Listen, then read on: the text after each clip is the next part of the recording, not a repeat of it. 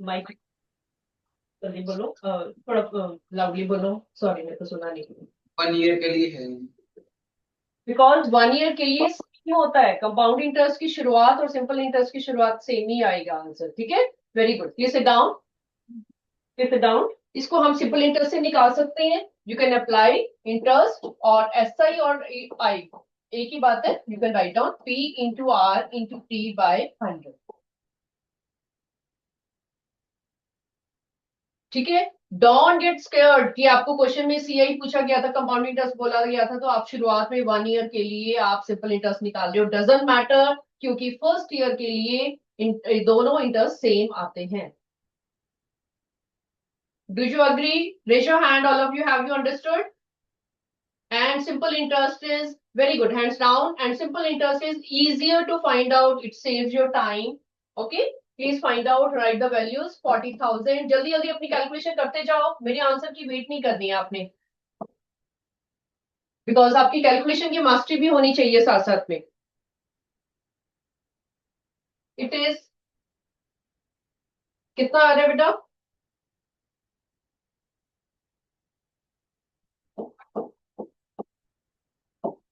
Oral oral calculation है आपकी 3200 rupees.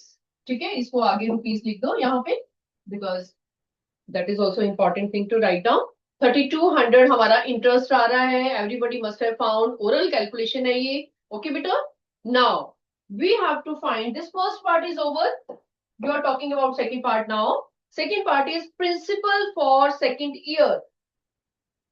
Principal for second year, सोच के करना इसको। सेकेंड ईयर को अंडरलाइन करो। मोस्ट इंपॉर्टेंट वर्ड, बहुत ध्यान से देखने वाली चीज है ये। स्टार लगाओ, अंडरलाइन करो। प्रिंसिपल फॉर सेकेंड ईयर, सिर्फ प्रिंसिपल की बात हो रही है। सेकेंड ईयर का प्रिंसिपल क्या होगा? Sulphur section, roll number 12। Principal for second year आपको निकालना है। Very good. 12 roll number, sulphur section. थोड़ा फास्ट आओ। There is no one. हाँ या आ जाओ, आ जाओ। Very good, very good. आ जाओ आगे।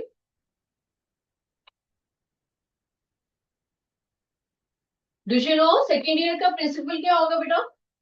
फर्स्ट ईयर निकल चुके हैं हमारा। If you don't know, raise your hand. ठीक है, doesn't matter, I will help you how to do. No, it's okay, go and fit. Any of the chat from Sunflower who wants to tell me कि इसका principle of second year क्या होगा? Doubt लग रहा है। Okay, rose section, daffodil. या please come. Mic on करो बेटी। फर्स्ट ईयर का सिंपल।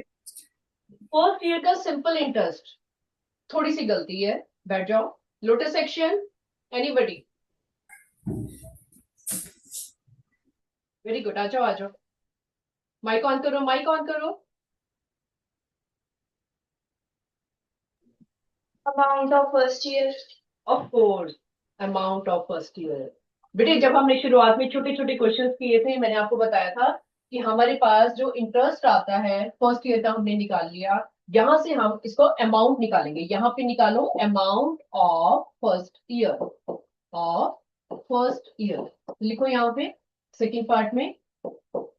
वो क्या चीज आएगी आपके पास? अमाउंट ऑफ फर्स्ट ईयर क्या आएगा? क्या फॉर्मूला है उसका? पी प्लस आई, पता है आपको? Principal plus interest.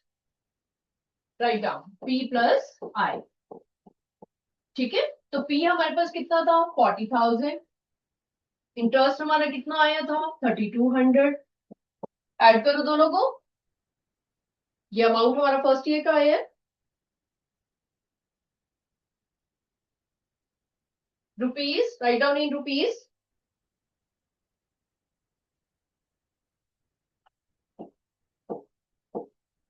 Is it coming? सबका आ रहा है ये अमाउंट ऑफ फर्स्ट ईयर? ये अमाउंट जो होगा वो सेकंड ईयर का प्रिंसिपल होगा। Therefore principal for second year is 443,200। अब the girl who told me the answer, जिसने मुझे बताया कि ये अमाउंट होगा, आगे आओ लोटस सेक्शन बेटे, आगे आओ बेटा 1 मिनट। ये जो आपने बताया कि हमारी अमाउंट जो होगा फर्स्ट ईयर सेकंड ईयर में आएगा, ये कौन सा मेथड है, ऐसा ही है या फिर क्या वो है कंपाउंड इंटरेस्ट है? किसमें बताया था मैंने ये? Simple interest. Very good, sit down. Very good, sit down. Now listen to me everybody carefully. सब लोग ध्यान से सुनो। ये नोट कर लिए सबने? पहले बी पार्ट सुन लिख लिया बेटे सबने? 1 मिनट में और दे दी, जल्दी से नोट डाउन करो। I want to change the screen, I want to tell you कि कैसे आया ये आंसर और आपने सोचना कैसे है। सच टॉपिक जिन पे मैं स्ट्रेस दे रही हूँ वो टॉपिक आपकी से छूटने वाले नहीं है। आगे बड़े हो कि जो भी कॉम्पिटिटिव एग्जाम्स दोगे ये चीजें, परसेंटेज, जीएसटी, ये सारी चीजें आपकी काम आती हैं बेटे। एसपी, सीपी, एमपी, जीएसटी, ये परसेंटेज, ये सारी चीजें आपकी बाद में भी काम आएगी। ध्यान से प्लीज सुन लो इसको। ठीक है, लुक है बेटा। मैंने आपको जब फर्स्ट डे हमने क्लास ली थी, मैंने आपको सिंपल इंटरेस्ट बताया था जो आप 7th क्लास में ऑलरेडी पढ़ चुके हो। उसके लिए आपने फॉर्मूला लगाया P into R into T by 100। ये आप 7th क्लास में ऑलरेडी सीख चुके हो सिंपल इंटरेस्ट, तब आपके पास कंपाउंड इंटरेस्ट नहीं था। ठीक है। इसके बाद हमने ये देखा कि कितनी अमाउंट, ये तो ऐसा ही हुआ। पी क्या चीज थी कि कितनी मनी उसने बोरो की है। ये बोरो मनी, कुछ मनी उसने बोरो की, मान लो 10,000 उसने बोरो की। ठीक है। फिर उसको इंटरेस्ट देना पड़ा उसके ऊपर कुछ भी, तो इंटरेस्ट हमने वैल्यू यहाँ पे निकाली, एक्स निकाली। तो अमाउंट उसको वापस कितनी करनी है, मनी वापस भी तो करेगा ना अगर उसने बोरो किया है तो। रिटर्न कितनी करेगा? रिटर्न अमाउंट जो करेगा that will be equal to S I plus आपकी प्रिंसिपल। जिस भी बंदे से आप बोरो करोगे वो कहेगा मेरे को 2 साल के लिए अगर तुमने मनी रखनी है तो 2 साल के बाद मेरे को थोड़ी एक्स्ट्रा मनी चाहिए, मेरे को भी तो फायदा होना चाहिए ना कि मैंने बैंक से निकाल के आपको बोरो की है। ठीक है। तो एक्स्ट्रा मनी क्या हुई वो? That amount is interest. तो जो भी मनी मैंने वापस करनी है तुम्हें 10,000, उसमें कुछ इंटरेस्ट लगा के I will give you back, ताकि देने वाले को फायदा हो। ठीक है। This is the story for simple interest. तो जब तक आपको कंपाउंड इंटरेस्ट का फॉर्मूला नहीं बताया गया, जो आपने सीआई वाला फॉर्मूला किया है, तब तक क्या होता गया कि यही वाला अमाउंट जो बना नया वाला, ये अगले साल के लिए क्या बन गया? प्रिंसिपल बन गया। ठीक है। कंपाउंड इंटरेस्ट के केस में क्या हुआ कि हमारा ये नया प्रिंसिपल क्या बन गया? अभी ए बन गया सीआई के केस में। ठीक है। अब आपको ये फॉर्मूला नहीं बताया अभी कि P 1 + r/100 raise to power N, अभी तक फॉर्मूला नहीं बताया। हम अभी शॉर्ट फॉर्म में ये जो मेथड कर रहे हैं वो कह रहे हैं कि अभी नए साल के लिए सेकंड ईयर के लिए क्या हुआ, जो भी आपका आंसर यहाँ पे अमाउंट आया वो नए साल का प्रिंसिपल बन गया फॉर सेकंड ईयर।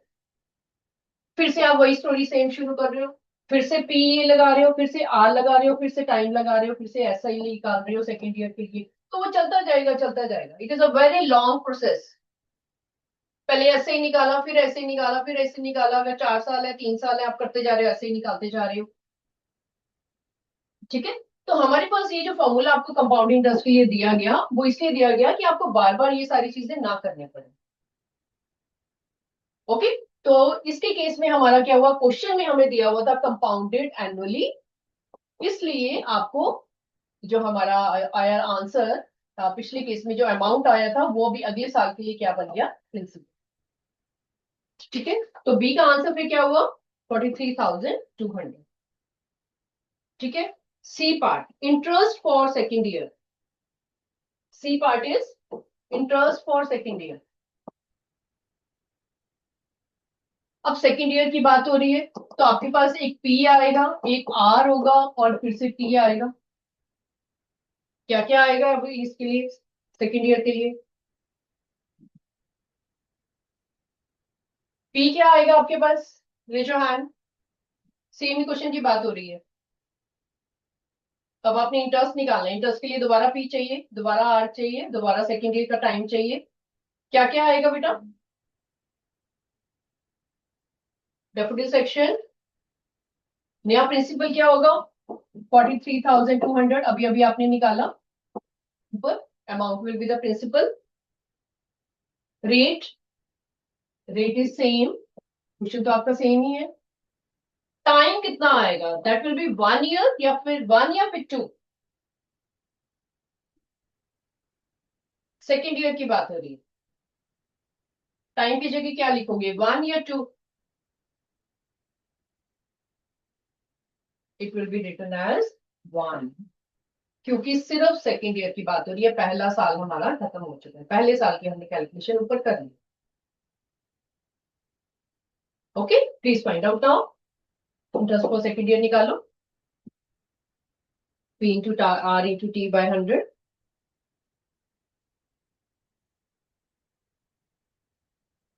ध्यान देना, यहाँ पे 2 इयर्स नहीं लिखा, इंटरेस्ट फॉर 2 इयर्स नहीं लिखा है, इंटरेस्ट फॉर सेकेंड ईयर लिखा है। इसको अंडरलाइन करो, मोस्ट इंपॉर्टेंट वर्ड जो आपने ध्यान देनी है चीज। सेकेंड ईयर की बात हो रही है, अंडरलाइन करो। अगर ये चीज आपको सिर्फ 2 दिखा और सेकेंड ना दिखा, बहुत गलती हो जाएगी।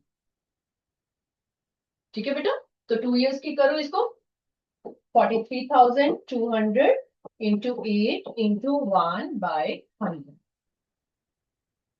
पूरे क्वेश्चन में हम सिंपल इंटरेस्ट को कंटिन्यू कर रहे हैं, बिकॉज वो कंपाउंड इंटरेस्ट की प्रॉपर्टी थी कि सिंपल इंटरेस्ट का जो अमाउंट आएगा वो अगले साल का प्रिंसिपल बन जाएगा, फिर नया आएगा, फिर वो नया प्रिंसिपल बन जाएगा। ठीक है, इतनी मेहनत हमें ना करनी पड़े, इतना लॉन्ग प्रोसेस ना करना पड़े, इसलिए आपको कंपाउंड इंटरेस्ट का एक छोटा सा फॉर्मूला बता दिया गया। Okay fine, this is interest for second year. कितना आ रहा है बेटा? Who has found? कैलकुलेट करो प्लीज, मैच करो। I am going to write the answer. Everybody do.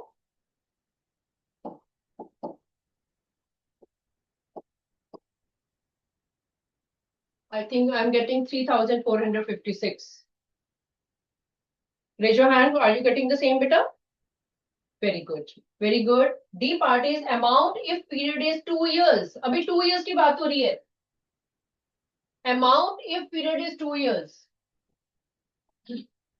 Amount निकालना है आपको.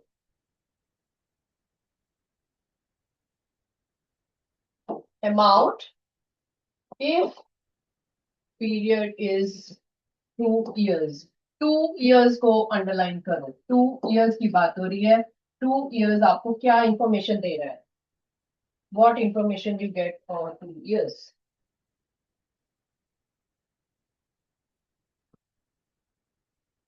कोई बताएगा मेरे को?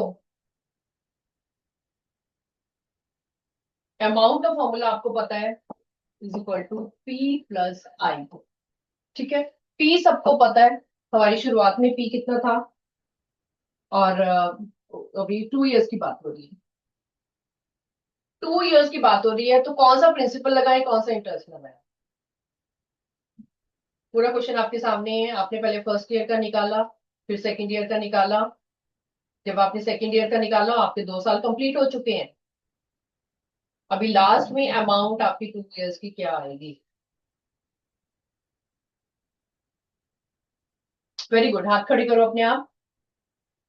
2 साल की बात कर रहे हैं, 2 इयर्स को अंडरलाइन करो। 2 इयर्स के लिए प्रिंसिपल हम वही लेंगे जो हमारा सेकेंड ईयर में बना था, दैट इज 43,200, और इंटरेस्ट हमारा वही आएगा जो हमने सेकेंड ईयर में निकाला, दैट इज 3,456। ये बहुत इंपॉर्टेंट बेटा क्वेश्चन था, ध्यान से इसको करो साथ साथ में। ठीक है, अंडरस्टैंड भी करो। आपने ये क्यों लिया, हमने 40,000 क्यों नहीं लिया? क्योंकि हम वो 2 इयर्स के बाद की बात कर रहे हैं। 2 इयर्स के बाद हमारा प्रिंसिपल ये था और हमारा इंटरेस्ट ये आ रहा है। ठीक है,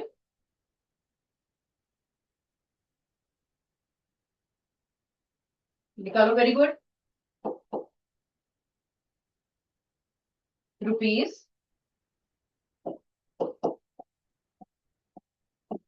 कॉमा डाला करो जब बिगर नंबर होता है, always put the comma. 46,656। Are you getting it better? After addition, are you getting the same answer? हाथ खड़े करो. I want to check mine also. Yes, very good. You are copying with me, you know. If I am, I have to check my answer also. If my answer is matching to you, it means both are doing good. ठीक है, हम दोनों ही ठीक कर रहे हैं. चलो, fine. Hands down. Very good. Anything you want to ask in this question? Okay, चलो. We'll do other questions also. ठीक है. इसको प्लीज स्टार लगा लो. फिफ्थ क्वेश्चन को एक बार घर जाके रिवाइज करना. Okay. When you revise it, things are clear. No doubts. Okay, come to question number 6. True, false. Only true, false. Assertion reason नहीं आई. Okay, yes or no बताना है, सोच के बताना है. To calculate the growth of a bacteria, if the rate of growth is known, ठीक है, the formula for calculation of amount in compound interest can be used. Is it okay? आपकी book में भी है कि अगर हमें बैक्टीरिया की ग्रोथ देखनी है कि कितनी हो रही है, कि पहले ग्रोथ इतनी थी, अभी ग्रोथ इतनी है, तो क्या हम कंपाउंड इंटरेस्ट का फॉर्मूला अमाउंट का यूज कर सकते हैं इसमें? जो आपका फॉर्मूला होता था P is equal to P1 plus R by 100 raise to power n. You know, ये हम फॉर्मूला यूज कर सकते हैं. हाथ खड़े करो. Who say yes? यस, आपने किया होगा बुक में बैक्टीरिया की ग्रोथ देखने के लिए. Very good. This is initial growth. यहाँ पे लिख लो. यहाँ पे इसको ये क्या रिप्रेजेंट करता है? इनिशियल ग्रोथ शो करेगा और ये क्या दिखाएगा आपको? Final growth. ठीक है. रेट आर आपको क्या बताएगा? कितनी रेट से इंक्रीज हो रहा है. परसेंट, रेट इन परसेंटेज बताएगा कि कितने 8% इंक्रीज हो रहा है, 2% इंक्रीज हो रहा है. और एन आपको क्या बताएगा? कितना टाइम लग रहा है ग्रोथ में. 1 ईयर लग रहा है, 2 ईयर्स लग रहे हैं, कितना टाइम लग रहा है. ठीक है, ये आपके क्वेश्चन आते हैं. हो सकता है ग्रोथ ऑफ बैक्टीरिया लेस हो रही है. लेस हो रही है तो नेगेटिव फॉर्मूला यूज करोगे. मोर हो रही है तो प्लस फॉर्मूला यूज करोगे. N is the time period. 2 years, maybe 1 year, maybe more than that. तो ये फॉर्मूला आपके लिए किसके लिए है? इफ आप लिख लो, अगर आप लिखना चाहते हो, ये फर्स्ट फॉर्मूला आपका किस लिए है? इफ ग्रोथ इज इंक्रीजिंग, अगर ये इंक्रीज हो रही है तो आपका पॉजिटिव फॉर्मूला लग रहा है. अगर मान लो क्वेश्चन में आप पढ़ते हो कि कुछ डिक्रीज हो रहा है, ठीक है, उसके लिए क्या फॉर्मूला लगेगा? A is equal to P1 minus R by 100 raise to power n. सारी चीजें सेम रहेगी, सिर्फ नेगेटिव की बात हो जाएगी इफ ग्रोथ इज डिक्रीजिंग. कई बार पॉपुलेशन की जो ग्रोथ है वो कम हो रही होती है, तो उसके लिए आप माइनस का फॉर्मूला यूज करोगे. Growth is decreasing.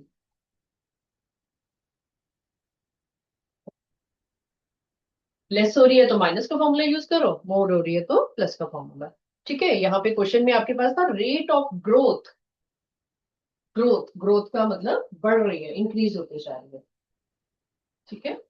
Now B part is additional expenses made after buying an article. कोई आर्टिकल आपने मार्केट से शॉपिंग की है, कुछ भी शॉपिंग की है, उसके ऊपर आपने एडिशनल एक्सपेंसेस किए.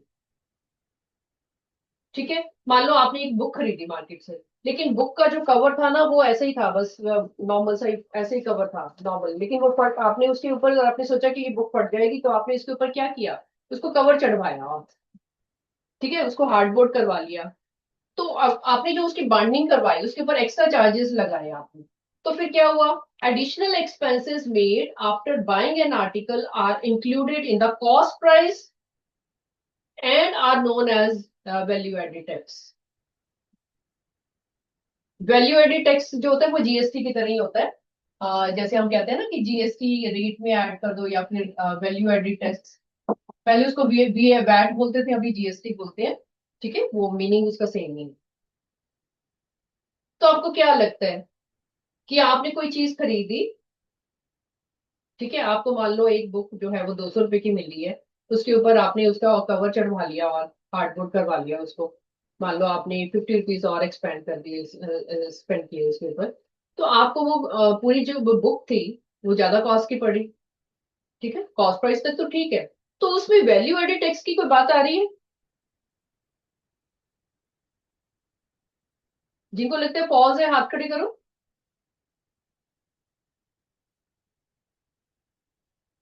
हाँ बिल्कुल, यहाँ डेप्यूटी सेक्शन से मेरे को हाथ दिख रही है, yes. This is wrong. Value added tax तो वो बात किससे होती है? सेलिंग प्राइस पे बात होती है।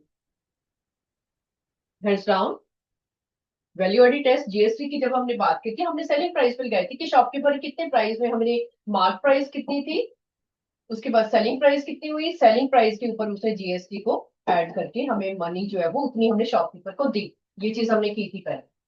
तो सेलिंग प्राइस से उसका जो है एडिशनल चार्जेस जो है वो वैट की कह लो या जीएसटी कह लो, वो सेलिंग प्राइस से मैटर करता है। कॉस्ट प्राइस से उसको कुछ नहीं लेना देना। कॉस्ट प्राइस तो जो है वो उसके ऊपर एडिशनल एक्सपेंसेस का मतलब हमें बुक की कॉस्ट ज्यादा पड़ रही है। ठीक है, तो B will be false. First A part was true and B was false, लिख लो इसको। C part is discount is a reduction given on cost price of an article. Cost price का मतलब क्या है? जिसमें हम खरीद रहे हैं। सेलिंग प्राइस का मतलब जो शॉपकीपर बेच रहा है। तो आपको डिस्काउंट जो होता है किसके ऊपर कम होता है? कॉस्ट प्राइस पे होता है या फिर एसपी पे होता है?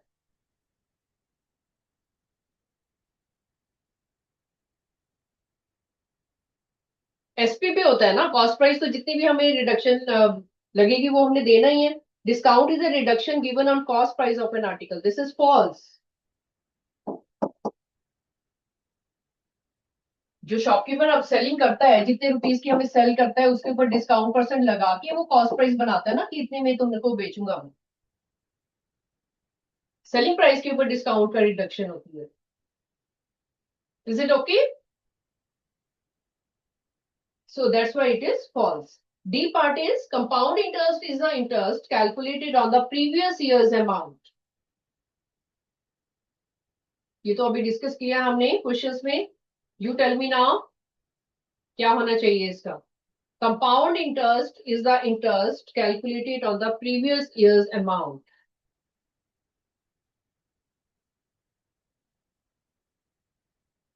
जिनको लगता है ट्रू है हाथ खड़े करो। यस, अभी किया था हमने। Very good, hands down, you are understanding, I happy to see you. See, हमने जो पहले साल में जो अमाउंट निकाला वही का वही अमाउंट हमारा नेक्स्ट ईयर के लिए प्रिंसिपल बन रहा है। ठीक है, तो this is true. D part is true. E part is simple interest on the given amount is always less than or equal to the compound interest on the same amount, same time period and same rate. क्या simple interest कम होता है compound interest से? Less than, वो कह रहे हैं कि less भी होता है और इक्वल भी हो सकता है। Simple interest on a given amount is, दोबारा पढ़ो, ध्यान से पढ़ो। Simple interest on a given amount is always less than और equal to the compound interest on the given amount, same period and same rate पे जब interest होता है। लेस तो नहीं होता उससे, कंपाउंड इंटरेस्ट के लेस तो नहीं होता। इक्वल चाहे हो सकता है बट लेस नहीं होता उससे। ठीक है, इट विल बी फॉल्स। आप पिछले क्वेश्चन रिवाइज करना, मैंने एक सेम सारी पी आर और टी सेम लेके मैंने एसआई भी निकाला था और कंपाउंड इंटरेस्ट भी निकाला था। एक क्वेश्चन हमने किया था, मैंने बताया था कि हमारे कंपाउंड इंटरेस्ट में ज्यादा इंटरेस्ट देना पड़ता है, तो वो एसआई से ज्यादा आता है। ओके, मैंने आपको एक फ्रेंड वाला क्वेश्चन करवाया था कि one of my friend give me money and that all. एक ने कहा कि मैं सिंपल इंटरेस्ट से मनी लूंगा वापस, और दूसरे ने कहा कि मैं कंपाउंड इंटरेस्ट से लूंगा। तो कंपाउंड इंटरेस्ट की मनी जो है वो ज्यादा आ रही थी, राइट? तो वो इक्वल नहीं होता, उसके ज्यादा है। Seventh one, calculate the interest earned and the amount due on rupees 12,500 for 1 year at 12% per annum if the interest is compounded half yearly. Seventh question, you must be knowing it. Please start doing. I will ask you, आपको आता है ये question? Very good. जो difficult part था मैंने स्ट्रेसफुली बोल बोल के आपको बता दिया कि ये चीजें होती हैं, कैसे अंडरस्टैंड करनी है। ये question, seventh question, you can do it.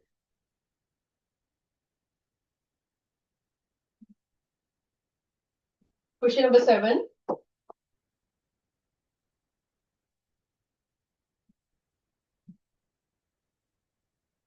make the summary first of all at the top. Principal is given to you rupees 12,500. Time is 1 year. Rate is given to you 12% per annum.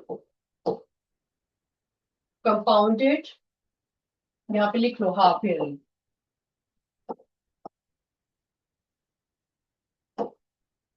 Compounded half yearly. Half yearly का क्या मतलब है कि 2 बार होगा साल में, पहले 6 महीने के बाद और फिर से अगले 6 महीने के बाद।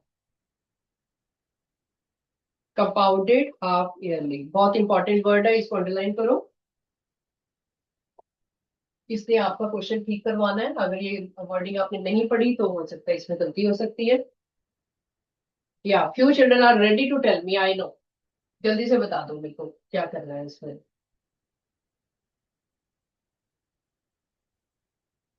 कंपाउंडेड हाफ ईयरली, बेटे आपने किए हैं बुक में, ऐसे वाले क्वेश्चन किए होंगे ना हाफ ईयरली वाले। टाइम पीरियड जब 2 बार कैलकुलेट होता है। Okay, first raise your hand, किन किन को पता है कि क्या करते हैं इसमें। वेरी गुड, आ जाओ lotus section, that boy near the wall, yes please come, listen to him carefully. क्या चेंजेस आएंगे इसमें? हाँ जी बेटा। Time is double.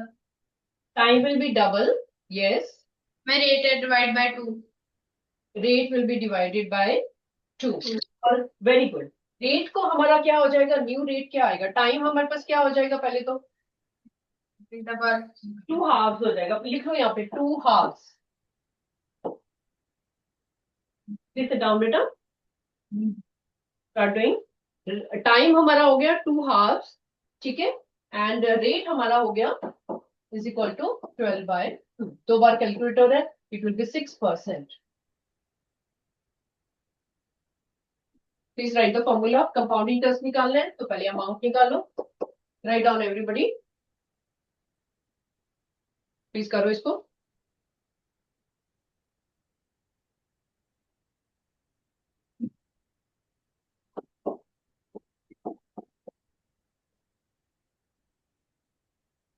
अब हमने न्यू वाला टाइम लगाना है, ठीक है। ये हमने न्यू जो हमने लिखी है उनको यूज करना है,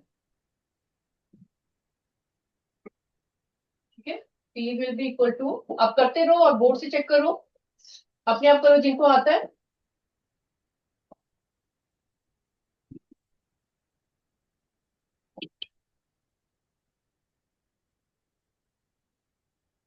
कंप्लीट आंसर निकालो, वेरी गुड, वैल्यूज लिखो, मैच करते रहो बोर्ड से, कंप्लीट आंसर निकालो। You have to check it whether you are doing right और रॉन्ग।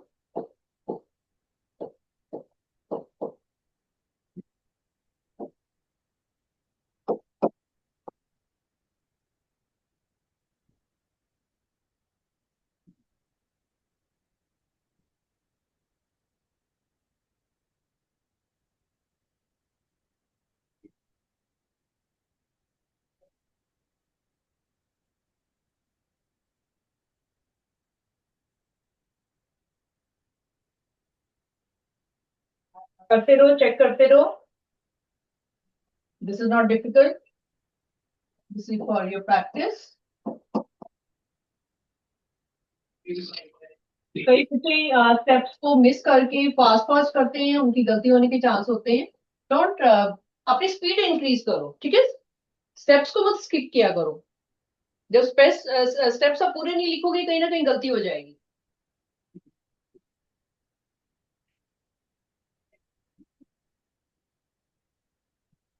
जिनका आंसर निकल रहा है हाथ खड़े करते जाओ।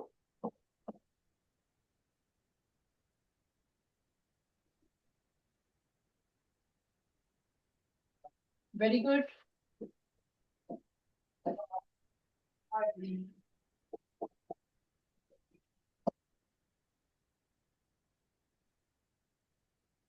इसका आंसर निकल गया, raise your hand. Lotus section से आवाज आ रही है मेरे को। यस, टेल मी।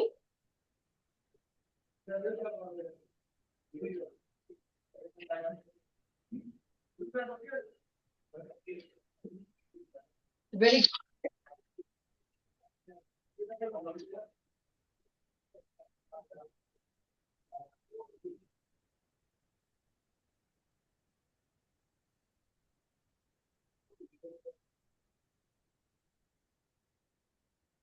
जिन्होंने कंप्लीट किया क्वेश्चन हाथ खड़े करो।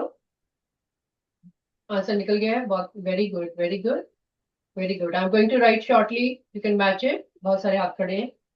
सल्फर सेक्शन थोड़ा फास्ट करो बेटी।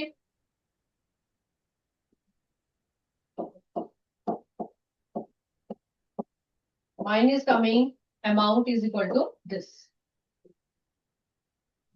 ठीक है, अभी आपने सीआई निकालना है, कंपाउंड इंटरेस्ट।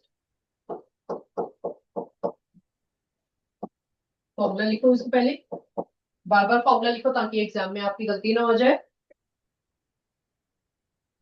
ठीक है, अमाउंट आपके पास निकला हुआ है और उसमें से प्रिंसिपल आपने माइनस करना है।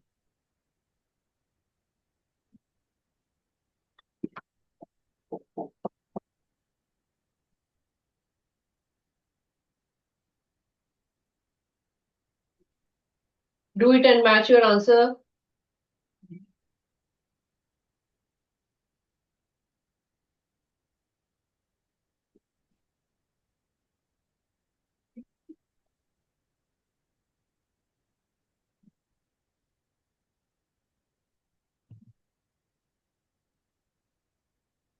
किस किस का ठीक है answer CI? Complete question 3 marks का है ये। Very good, very good. Give your, you can give 3 marks to yourself. ये पूरा एक सीआई का जो क्वेश्चन है 3 मार्क्स का है, क्योंकि आपने पहले कन्वर्जन की है, टाइम एंड रेट की, और उसके बाद उसको अप्लाई किया है। Okay, next question, question number 8। Calculate the amount and the compound interest on rupees 50,000 for 2 years। Compound interest निकालना है, that is to be seen carefully, on 50,000 principal, and time is given to you 2 years, when the rates of interest for the successive years are 5% and 8% respectively। Two rates are given separately, right? अलग अलग rates आपको दिए हुए हैं दोनों साल के। तो write down the summary first of all. Principal is equal to ₹50,000। ये क्वेश्चन आता होगा काफी बच्चों को, एक बार मैंने एग्जांपल भी करवाया था ऐसा। हाथ खड़े करो, किस किस को पता है 2 डिफरेंट डेट्स होते हैं तो क्या करती हो? It means you have not practised. Do it now. Principal आपको गिवन दिया है बेटा 50,000। Time is given to you 2 years। दोनों 2 साल का है और दोनों साल में रेट अलग अलग है। R1 अलग है और R2 अलग है। पहले साल का रेट आपको दिया हुआ है 5% एंड दूसरे साल का दिया हुआ है 8%।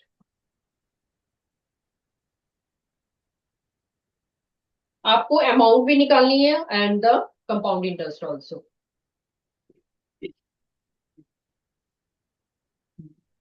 अमाउंट का फॉर्मूला लिखो, 1 plus R/100 raise to power n।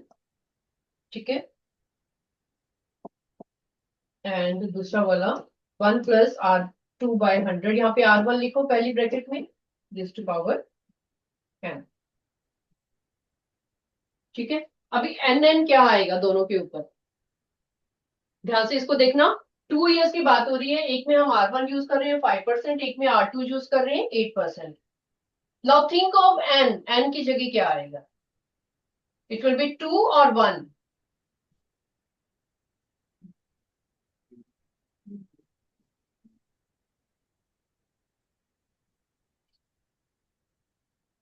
जिनको लगता है कि 1 आना चाहिए n की जगह, टाइम की जगह 1 आना चाहिए, हाथ खड़े करो। यस, यस, बिकॉज 2 साल अलग अलग हैं इसलिए। इसका अलग है, इसका अलग है, right? Please start doing. Is equal to 50,000, values डालो। 1 प्लस 5/100 रेज टू पावर 1। 1 को लिखने की जरूरत नहीं है, बट अभी लिख लो सो दैट आपको याद रहे कि हमने 2 को सेपरेट कर दिया। फर्स्ट ईयर का अलग रेट हो गया, सेकेंड ईयर का डिफरेंट रेट है, that's why we are putting them separately. ठीक है, please calculate.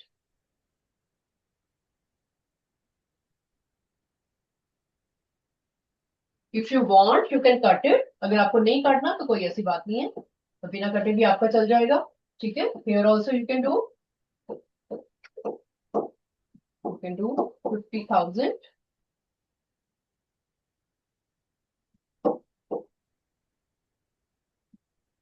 Please continue.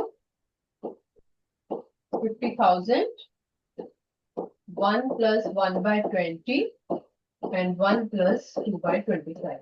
Generally, I cut it because it becomes smaller numbers for you, तो कैलकुलेशन इजी हो जाती है।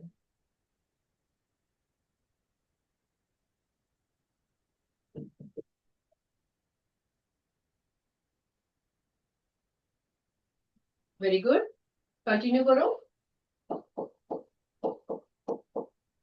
जो कटता है उसको काटो। 27/25,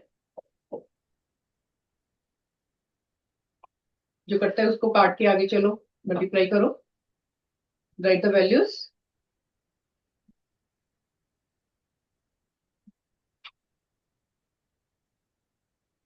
amount you are getting it as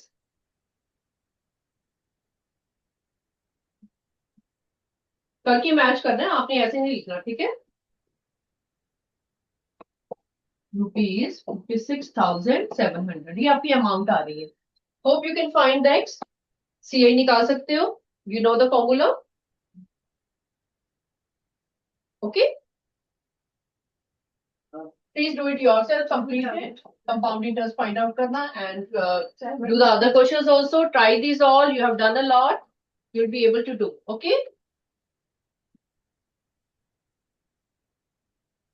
now please do a little correction। 9th and 10th question आपका हो जाएगा। केस स्टडी क्वेश्चन में थोड़ी सी करेक्शन है, प्लीज करेक्ट इट बेटा, write down and try at home. Next class में you can ask me the doubts if you have, okay, and you will be able to do, I am sure. Case study में please write down, थोड़ी सी addition करो। Case study question में यहाँ पे लिखा हुआ है Manya borrowed a certain sum from Sana at a rate of 10%, at 10% of rate। Please इसको ठीक कर लो। Rate is given to you, it is 10%। Then you can continue the question. Okay, Manya borrowed a certain sum means P। certain sum का मतलब क्या है कि कुछ ना कुछ उसने अमाउंट खरीदी, बोरो की या फिर लोन लिया, that is equal to P, right? And Sana से उसने कितने रेट पे लिया? At 10% of rate. ये आपके मॉड्यूल में नहीं लिखा हुआ, प्लीज इसको एड ऑन कर लो and then do the question. Okay, please do these questions, you can ask me doubts next time, I hope you'll be able to do। चलो बाय बेटा।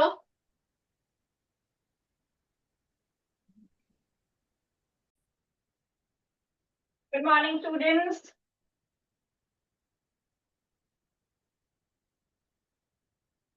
हाँ जी बेटा, आज हम पढ़ेंगे chemical effects of electric current. Our chapter's name is Chemical Effect of Electric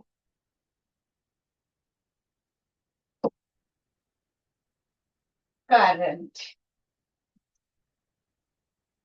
Okay,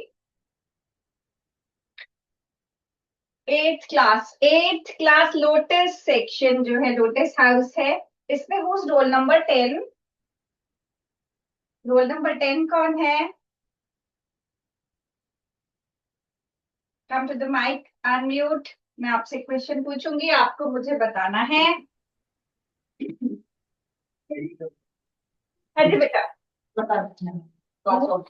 know about current से क्या समझते हो? What is current? कैसे प्रोड्यूस होता है करंट? अजी जोर से बोलो।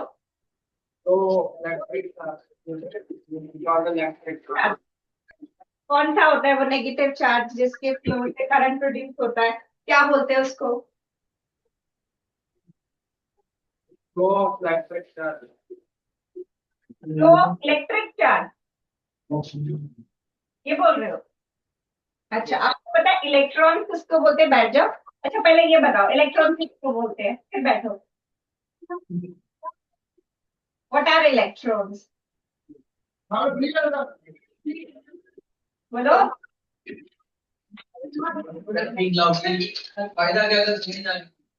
Electrons are they are negatively charged particle. ठीक है, बैठो। Electrons are negatively charged particles जिसके फ्लो से आपने पढ़ा होगा कि करंट प्रोड्यूस होता है। Okay, who's roll number 15 in your class? Roll number 15.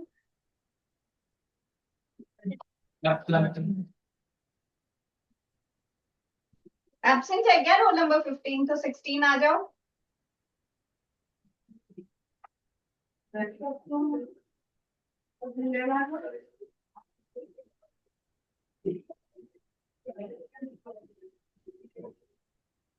हाँ जी बेटा, आप मुझे बता सकते हो अगर इलेक्ट्रॉन नेगेटिवली चार्ज पार्टिकल है तो पॉजिटिवली चार्ज पार्टिकल कौन होता है?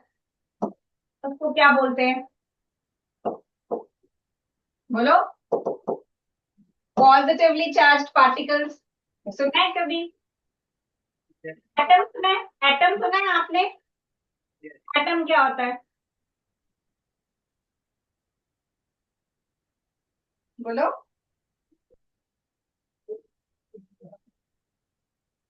व्हाट इज एन एटम बेटा?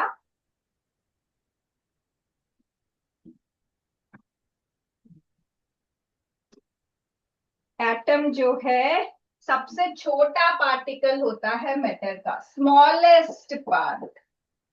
ठीक है, आप मैटर को अगर तोड़ के सबसे छोटे पार्टिकल में अगर तोड़ के बना सकते हो वो होता है एटम। इस एटम में सेंटर में होता है पॉजिटिव चार्ज। ठीक है, इस पॉजिटिव चार्ज को हम बोलते हैं प्रोटॉन और साइड में होता है नेगेटिव चार्ज। इस नेगेटिव चार्ज को हम बोलते हैं इलेक्ट्रॉन। ठीक है, बैठो। So electrons are negatively charged particle and protons are positively charged particles. अब अपनी कॉपी में ऐसे ड्रॉ करो कि ये एटम होता है। एटम होता है smallest particle of matter, smallest particle of matter जिसमें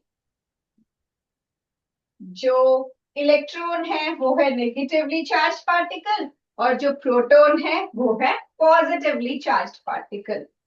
और कोई भी जो एटम होता है उसमें जितना पॉजिटिव चार्ज होता है उतना ही उसमें नेगेटिव चार्ज होता है।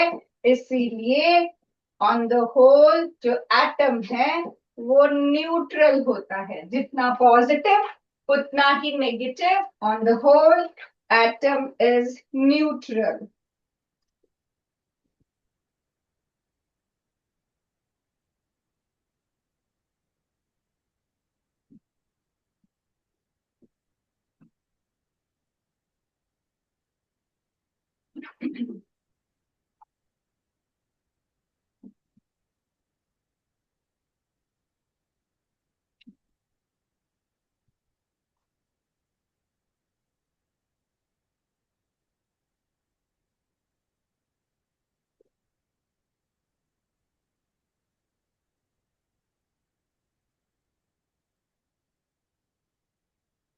बनाया सबने? ठीक है, अब देखो, आपने अपने पिछली क्लास में क्या पढ़ा है कि जो इलेक्ट्रिसिटी है वो जो करंट है उसके बड़े सारे इफेक्ट्स होते हैं। क्या इफेक्ट्स होते हैं? इफेक्ट्स ऑफ करंट में आपने पढ़ा है कि जो करंट है वो कौन कौन से इफेक्ट प्रोड्यूस करता है? Heating effect, heating effect of current. जैसे आप अभी सर्दियां आ गई है ना, स्विच ऑन करके हीटर ऑन करोगे तो हीटर क्या, इलेक्ट्रिसिटी से वो जो फिलामेंट है उसकी वो हीट अप हो रही है, जिसकी वजह से हमको हीट मिल पाती है। तो वो करंट पास कर रहे हो जिसकी वजह से हीटर की वो फिलामेंट गर्म होगी और हमें हीट मिलती है। तो that is heating effect of current. ठीक है, फिर आपने लाइट का इफेक्ट भी देखा है। ठीक है, कि लाइट जैसे बल्ब होता है, बल्ब में आपने कभी देखा होगा सेंटर में ऐसे फिलामेंट होती है। तो जब आप स्विच ऑन करते हो, ये टंगस्टन एक मेटल होता है जिसका बड़ा हाई मेल्टिंग पॉइंट होता है, ताकि ये फिलामेंट मेल्ट ना हो, इसलिए टंगस्टन की बनती है। तो इसको ये करंट इसमें से पास करोगे, ये हीट अप होती है और आपको लाइट देती है। तो जो बल्ब है वो लाइट का इफेक्ट है, लाइटिंग इफेक्ट हो गया करंट का, कि करंट की वजह से हमें लाइट भी मिलती है। ठीक है, फिर आपने पढ़ा है मैग्नेटिक इफेक्ट।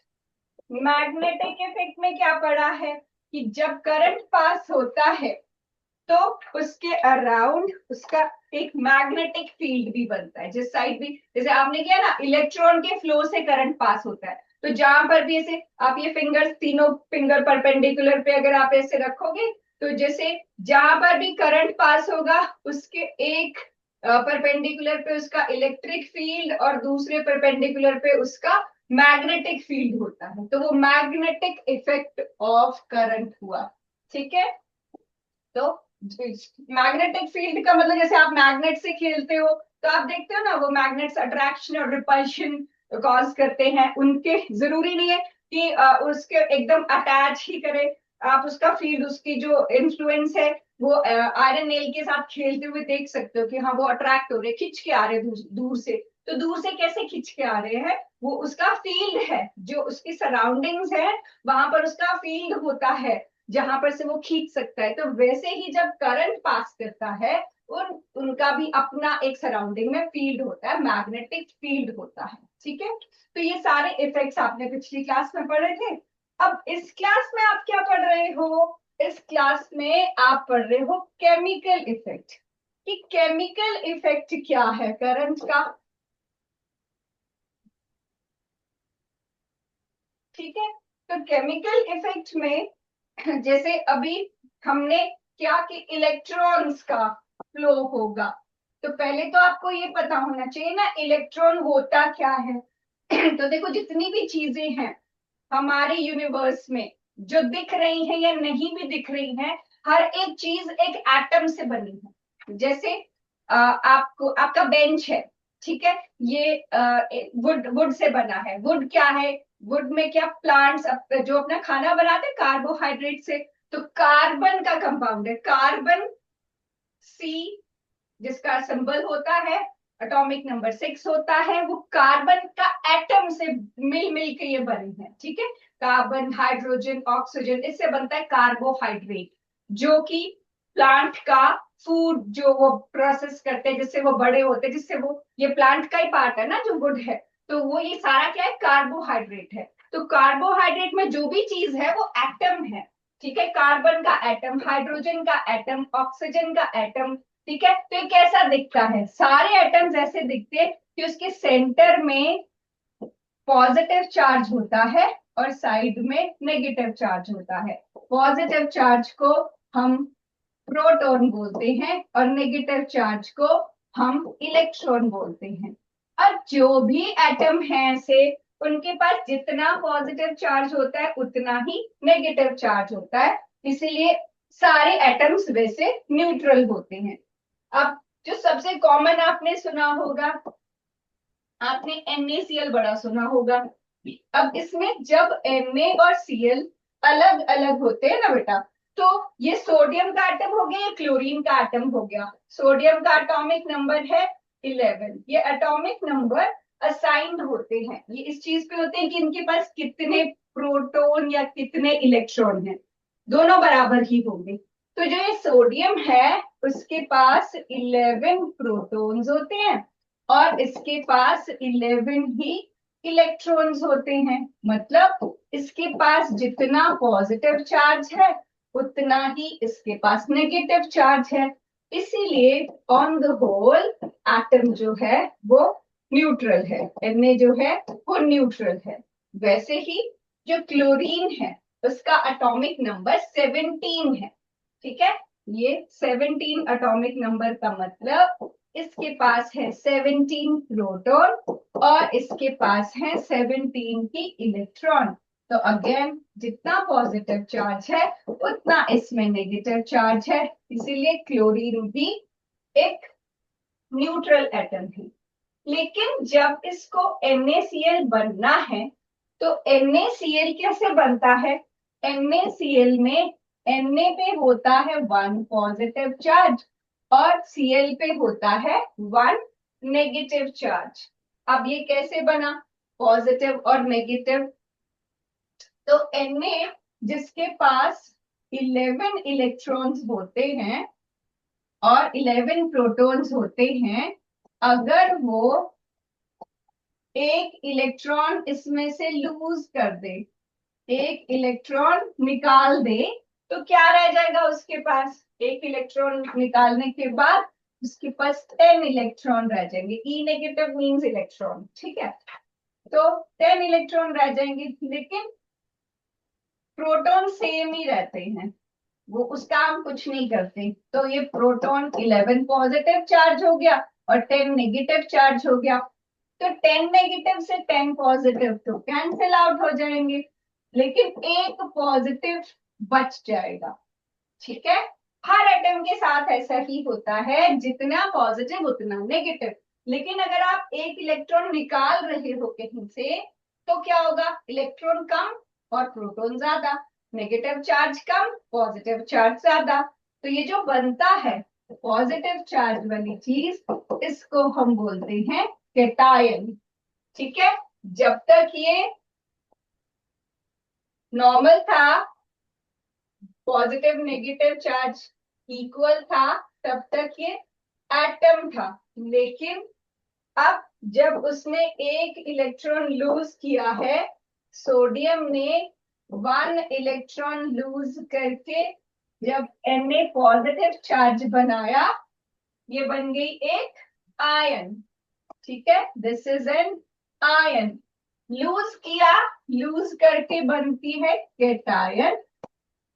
और अगर जैसे क्लोरीन है, क्लोरीन क्या करेगा?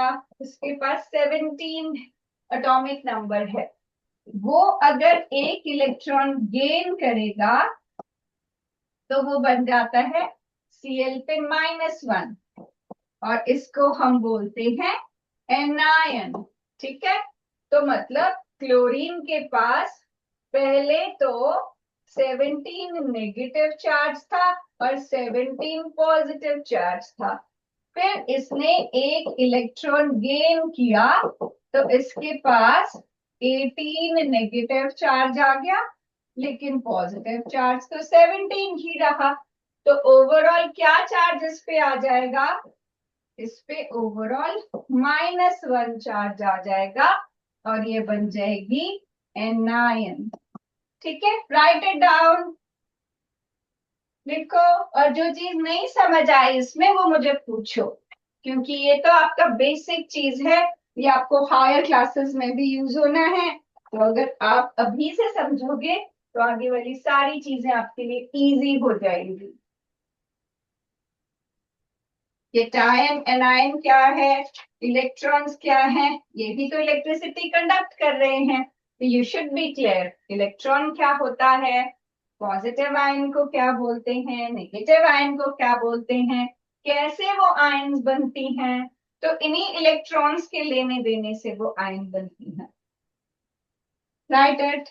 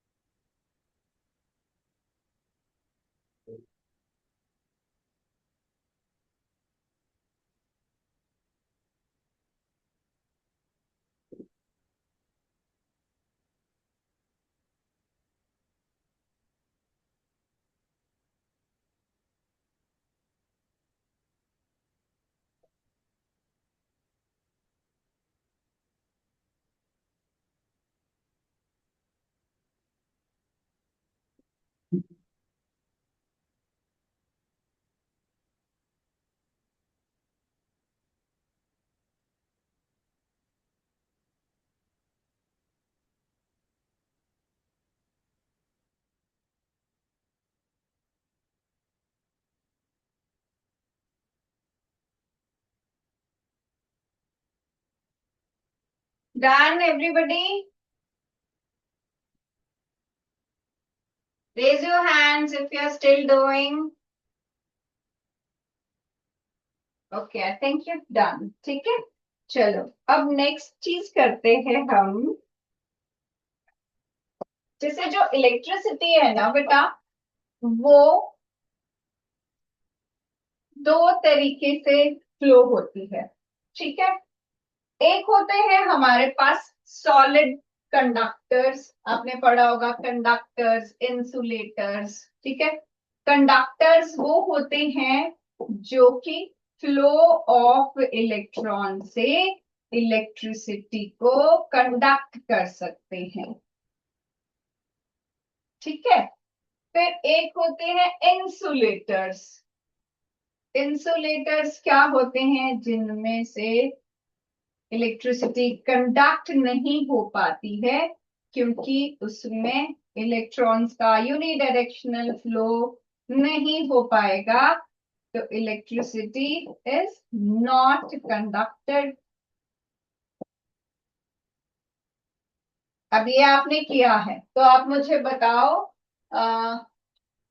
8 roses, roses, whose roll number 11? Roll number 11। हाँ जी बेटा, आप मुझे कोई कंडक्टर और इंसुलेटर का एग्जाम्पल दे सकते हो बेटे? अनम्यूट करो अपना माइक।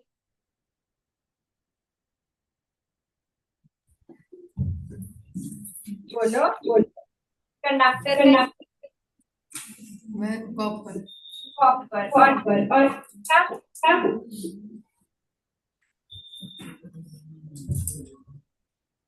प्लास्टिक। प्लास्टिक। प्लास्टिक पता है? प्लास्टिक कार्बन का कंपाउंड। ठीक है, अपना माइक अपनी ही आवाज। ठीक है, चलो बैठो। ठीक है, तो आपने कंडक्टर्स में पढ़ा है कि कॉपर एक कंडक्टर है, मेटल है एक कॉपर।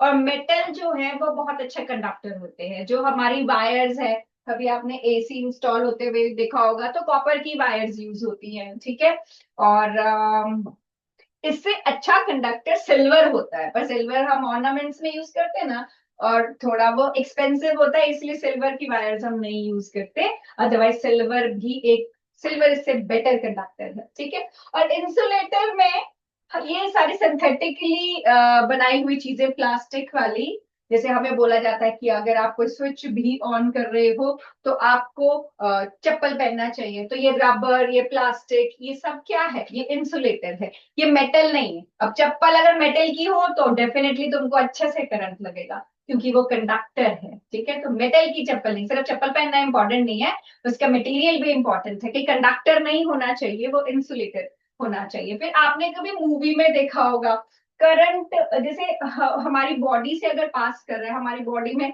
बहुत सारे फ्लूइड्स हैं, आयंस हैं, जो कि जिनके थ्रू करंट पास कर सकते हैं। तो अगर हमें करंट लगता है और हमें कोई और इंसान टच करता है तो वो करंट फ्लो करता रहता है। वो एक मूवी भी थी हंगामा, जिसमें बहुत सारे लोग एक दूसरे को टच करके वैसे करंट फ्लो करते थे। वैसे वो रियलिस्टिक नहीं है, क्योंकि ऐसे तो नहीं बचते हैं, पर वो ऐसे फनी सा बनाया हुआ है, ठीक है।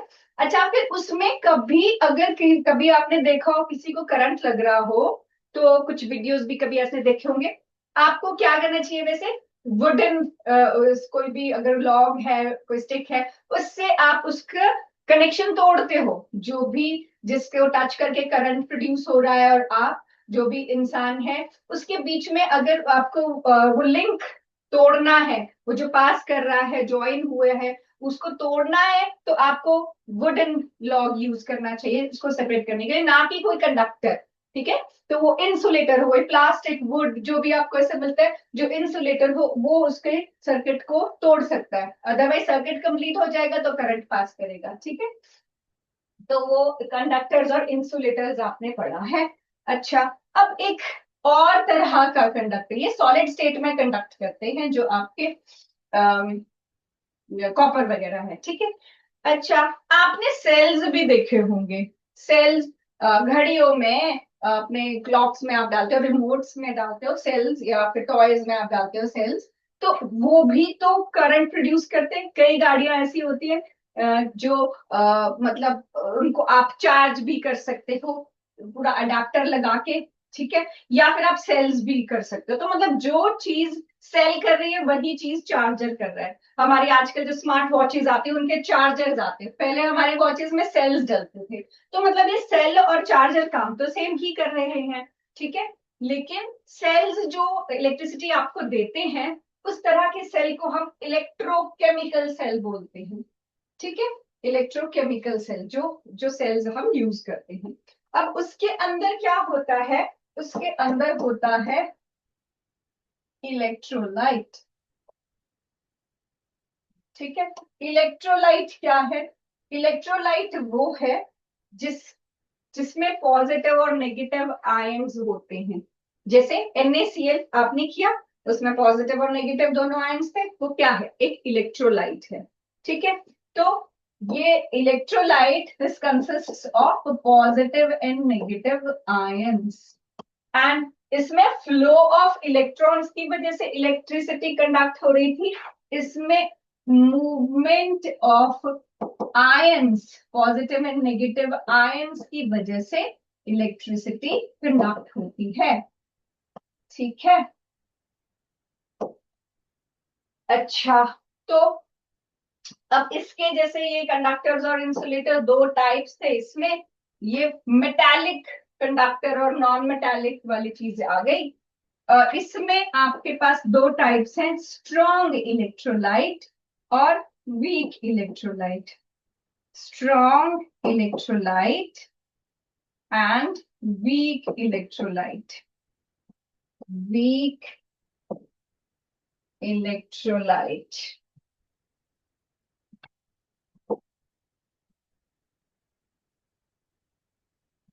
ठीक है। स्ट्रॉन्ग इलेक्ट्रोलाइट वो है जो कंप्लीटली डिसोसिएट कर जाएगा आयंस में, ठीक है।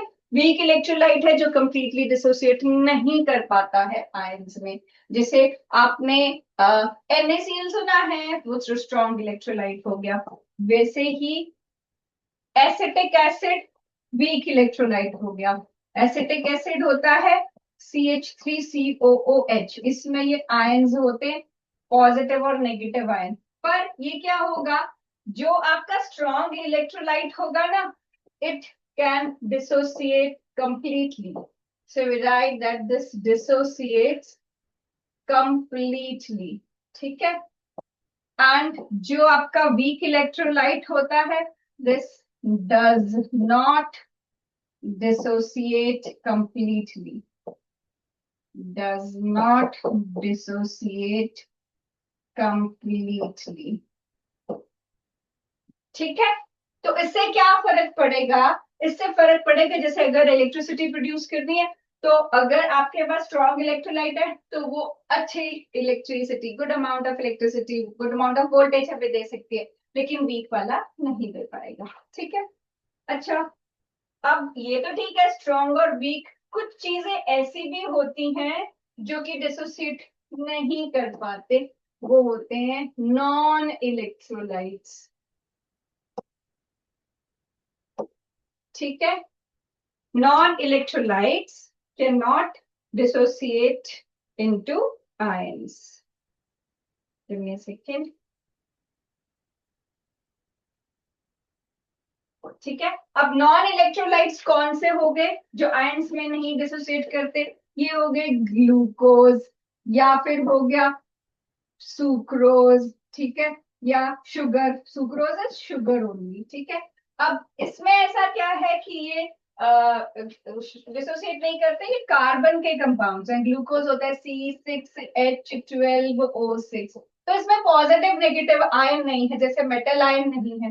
कार्बन एक नॉन मेटल होता है. यहाँ पर भी कार्बन का एक कंपाउंड था जो प्लास्टिक था, जो कि इलेक्ट्रिसिटी कंडक्ट नहीं कर रहा. यहाँ पर भी कार्बन का ही कंपाउंड है जो इलेक्ट्रिसिटी नहीं कंडक्ट कर रहा है, जैसे कि ग्लूकोज हो गया, या फिर सुक्रोज C12H22O11. आपको याद करने की जरूरत नहीं है, पर समझ सकते हो ना कि इसमें पॉजिटिव नेगेटिव आयंस नहीं मिलती हैं. ठीक है. तो हमने ये किया कि सॉलिड स्टेट में हमारे पास एक होते हैं कंडक्टर्स और एक होते हैं इंसुलेटर्स. ठीक है. और ये लिक्विड स्टेट में, क्योंकि इलेक्ट्रोलाइट अगर सॉलिड स्टेट में होगा ना, तो वो तो इलेक्ट्रिसिटी नहीं कंडक्ट कर सकता.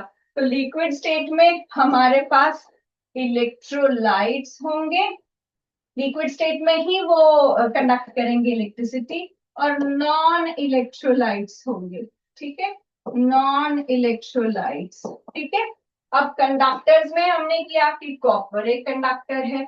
इंसुलेटर में हमने किया कि प्लास्टिक, जो कि कार्बन का कंपाउंड है, वो एक इंसुलेटर है. ठीक है. उसके बाद है हमारे पास इलेक्ट्रोलाइट्स. इलेक्ट्रोलाइट्स में हमने किया कि ये इसमें पॉजिटिव और नेगेटिव आयंस होंगी, और नॉन इलेक्ट्रोलाइट्स में पॉजिटिव और नेगेटिव आयंस नहीं होंगी. Right it down.